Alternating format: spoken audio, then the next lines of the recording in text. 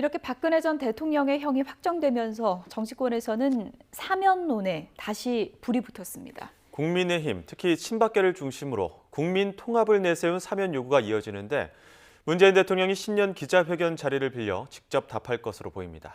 나연수 기자가 보도합니다. 청와대는 국민의 촛불혁명과 국회 탄핵에 이어 법원의 사법적 판단으로 국정농단 사건이 마무리되었다고 평가했습니다.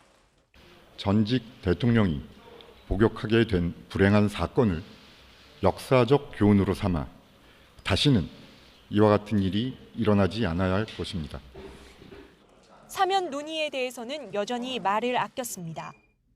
청와대 핵심 관계자는 대법원 선고가 나오자마자 사면에 대해 언급하는 건 적절치 않다며 문 대통령으로부터 별도의 말을 듣지도 못했다고 답했습니다.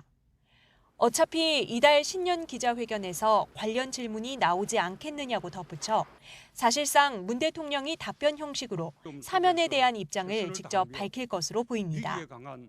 앞서 최재성 정무수석이 언론 인터뷰에서 사면은 국민 눈높이에서 결정해야 한다고 말한 건 문 대통령의 답변이 국민 여론에 달려 있음을 시사합니다. 지난주 YTN이 의뢰한 여론조사를 보면 국민 통합을 위한 전직 대통령의 사면에 대해서는 부정적인 여론이 더 많았습니다.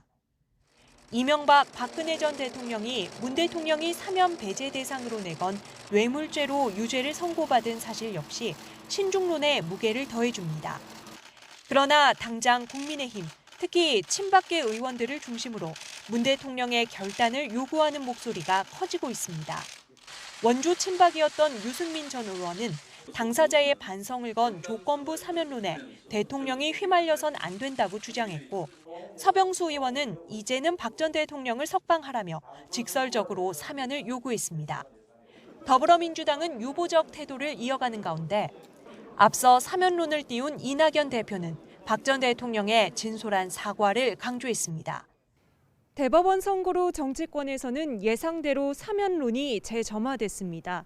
야당도 아닌 여당 대표가 띄운 사면론을 마냥 외면할 수도 없는 상황에서 문 대통령은 신년 기자회견 전까지 국민 여론에 더욱 촉각을 곤두세울 것으로 보입니다.